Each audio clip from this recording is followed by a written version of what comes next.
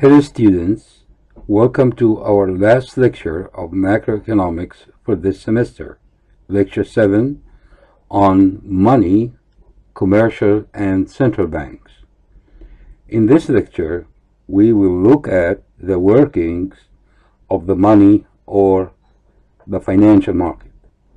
Specifically, we will be looking at money and the role it plays or performs in the macroeconomy. We also will be looking at the role banks play in the macroeconomy. So we will begin by looking at several things. One, we will make an overview of money, where we define money and discuss its functions. Two, how banks create money, where we explain the way in which banks give existence to money or simply create money.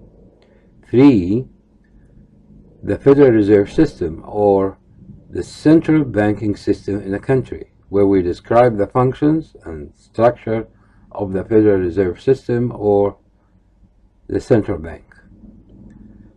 Four, the demand for money, where we describe the determinants of money demand. 5.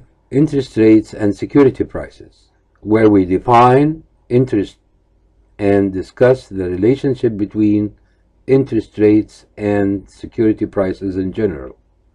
6. How the Federal Reserve or how the central bank of a country controls the interest rate, so we will understand how the Fed can change the interest rate, or simply how the central bank of a country changes the interest rate to impact the economy. Money, the central bank, and the interest rate. In the previous lectures, we explored how consumers, firms, and the government interact in the goods market. In this lecture, we show how the money market or the financial market works in the macroeconomy of a country. Here we do an overview of money. So the question, what is money? Generally speaking, money can be defined as anything, any good, for example, or commodity that can be used to pay for purchases of goods and services and settling debts or repaying debts. Also, money can be defined in terms of its functions. So we can say that money is a means of payment, a store of value, and finally, a unit of account. Before we get into the details of money and also to appreciate the functions that money serves or performs in our modern monetary macroeconomy, we really do need to have an idea about the old way or the old-fashioned way people get used to exchange goods and services in the past before the invention of money as we know it today, namely barter. So before we explain the first function of money, a means of payment or a medium of exchange, we need to explain what is meant by barter. Barter is the direct exchange of goods and services for other goods and services. A barter system requires a double coincidence of wants for trade to take place. That is, to effect a trade, you have to find someone who has what you want, and that person must also want what you have. What do we mean by the first function of money as a medium of exchange or a means of payment is that what sellers generally accept and buyers generally use to pay for goods and services. The second function of money is that money can be used as a store of value. Generally, a store of value means that money as an asset can be used to transport purchasing power from one time period to another, from this week to another week, or this month to another month, or this day to another day. Liquidity, property of money. This is the property of money that makes it a good medium of exchange as well as a store of value. That is, it is portable, can be carried easily, and readily accepted, and thus easily exchanged for goods. The main disadvantage, however, of money as a store of value is that the value of money falls or deteriorates when the prices of goods and services rise. The third function that money serves or performs is that money is used as a unit of account. This means that money is a standard unit that can provide a consistent way of quoting prices, expressing prices in terms of money. Commodity and fiat monies. What are commodity monies? Commodity monies are items used as money that also have intrinsic value in some other use. What is fiat or token money? These are items designated as money that are intrinsically worthless. What is meant by a legal tender? A legal tender is money that a government has required to be accepted in settlement of debts. In addition to declaring its currency legal tender, the government usually promises the public that it will not print paper money so fast that it loses its value. What is meant by currency debasement? Currency debasement is the decrease or the fall in the value of money that occurs or happens when its supply is increased rapidly. Measuring the supply of money. Generally speaking, the amount or the quantity of money in an economy can be measured in two different ways. The first is shortly called M1, which represents transactions money. So what is the first method? It is called M1, or transactions money. According to this method, money is that can be directly used for transactions. M1, or the amount, the quantity of money, or the supply of money, calculated using the first method, or for short M1, can be calculated or measured by adding up three things: currency held outside banks, or shortly, currency outside banks. 2, demands deposits at banks, and traveler's checks, as well as other checkable deposits. Note that M1 is a stock measure. That is, it is measured at a point in time, let's say at December 30th of a certain year.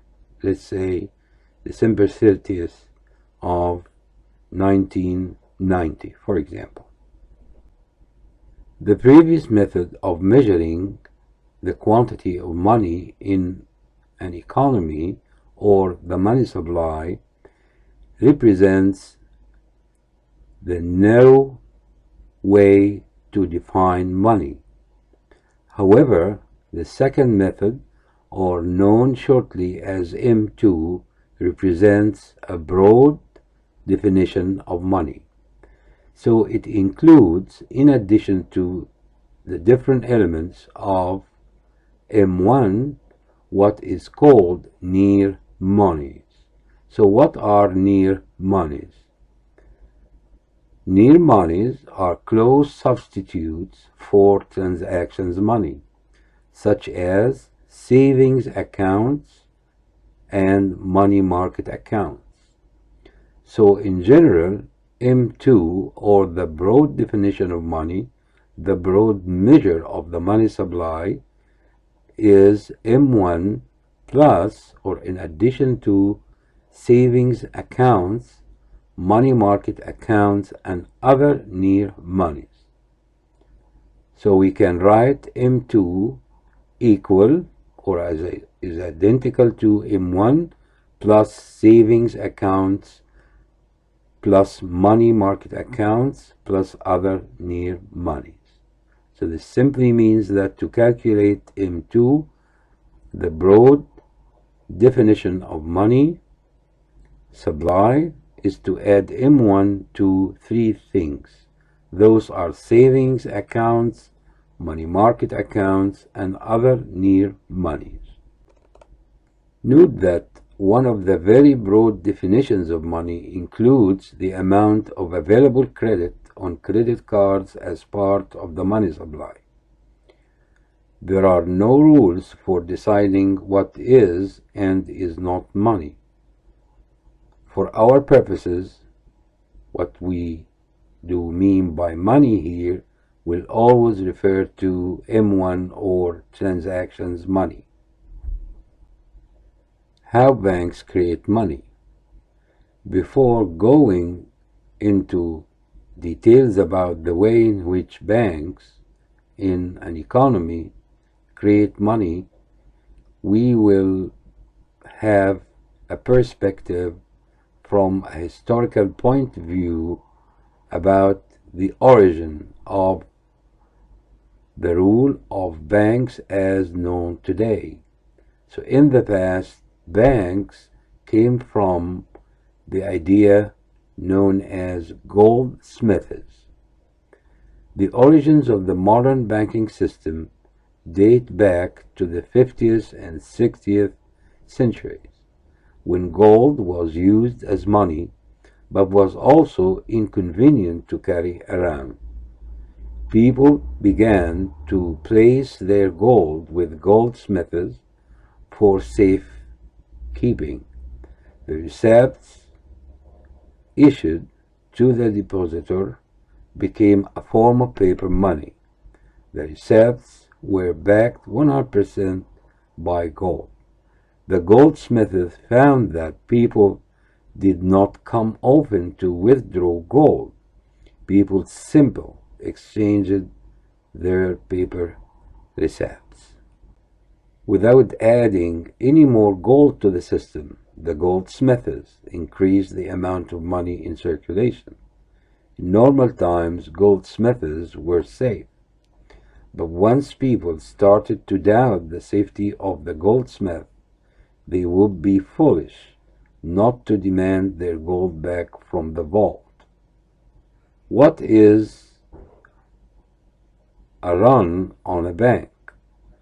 This occurs when many of those who have claims on a bank, those known as or called deposits, present them at the same time.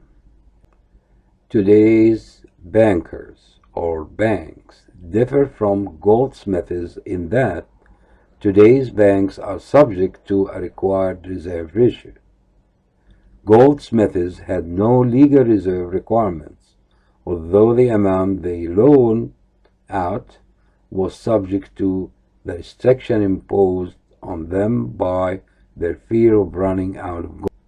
To see how banks create money, let's begin by doing a brief review of accounting. All of us know that assets minus liabilities equal net worth, or assets equal liabilities plus net worth, where assets are things a firm owns that are worth something.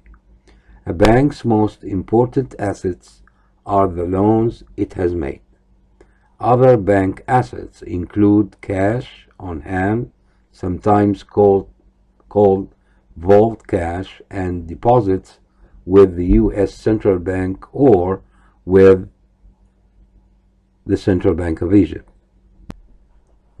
The Federal Reserve Bank or the Central Bank of the United States, or also the Central Bank of Egypt, is the central bank of the country. Egypt in the second example and the United States in the first example. We note that a firm's liabilities are its debts, what it owes. A bank's most important liabilities are its deposits. Net worth represents the value of the firm to its stockholders or owners. Reserves. What are reserves or funds? These are the deposits that a bank has at the central bank. Let's say the Central Bank of Egypt, or in the U.S., the Federal Reserve Bank, plus its cash on hand. What is the required reserve ratio?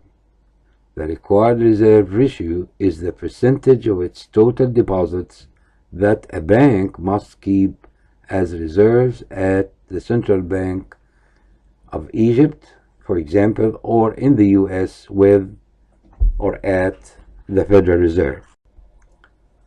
The table we have here represents a T account for a typical bank. The numbers you're seeing are in millions of dollars or pounds.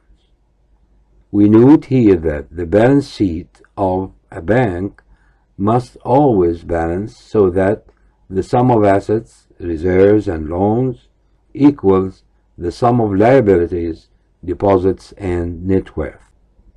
What are excess reserves or excess funds?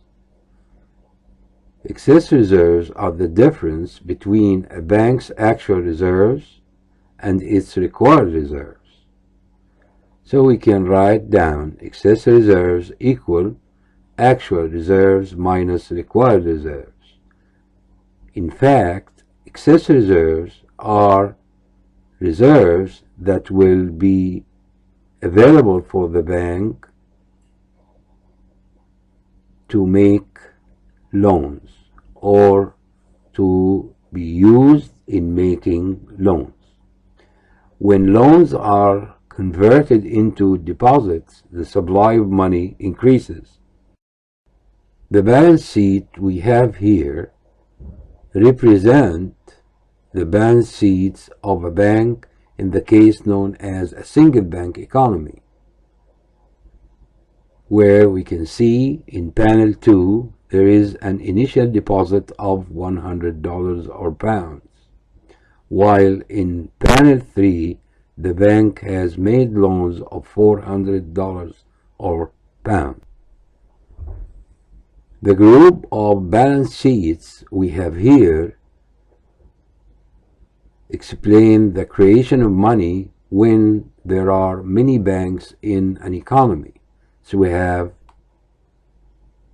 panel 1, panel 2, panel 3, and so on. So we are assuming here that the economy contains 3 banks, bank 1, bank 2, bank 3. Note that in panel 1 there is an initial deposit of $100 deposited in bank 1. In panel 2, bank 1 makes a loan of $80 by creating a deposit of $80. A check for $80 by the borrower is then written on bank 1. This is found in panel 3. And deposited in bank 2. This is found in panel 1. The process continues this way with bank 2 making loans and so on. In the end, loans of $400 have been made and the total level of deposits is $500. The Federal Reserve System, or the Central Bank of the United States. The Federal Reserve System was founded in 1913 by an act of Congress to which major reforms were added in the 1930s. The Fed, for short, is the Central Bank of the United States.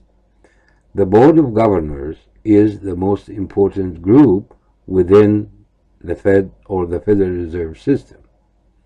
The Fed is an independent agency in that it does not take orders from the President or from Congress.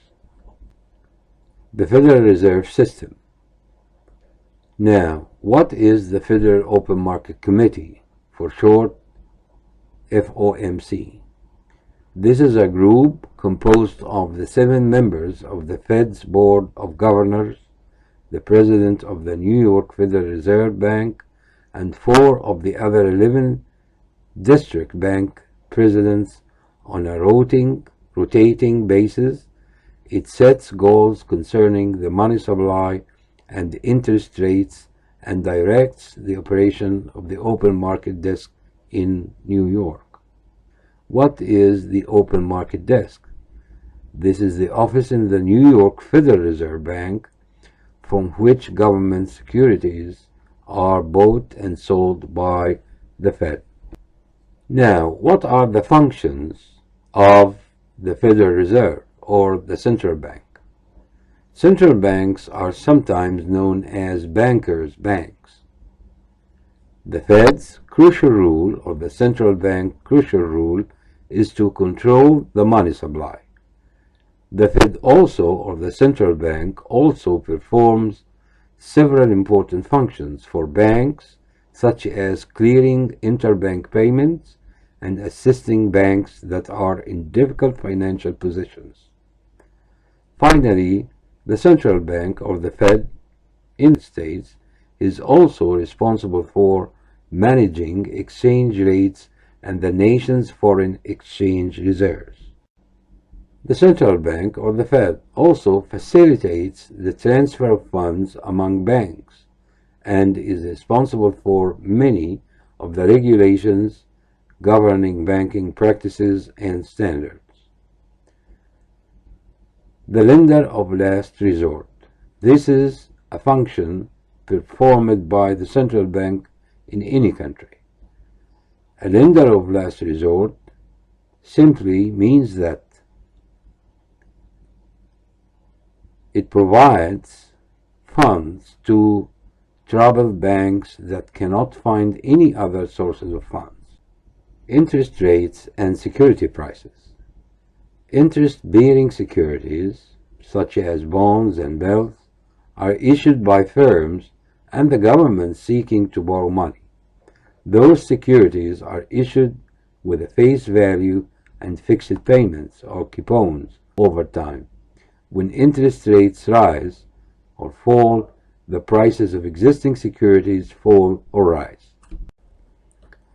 Now, how the central bank in a country like the United States or the Federal Reserve Bank controls the interest rate.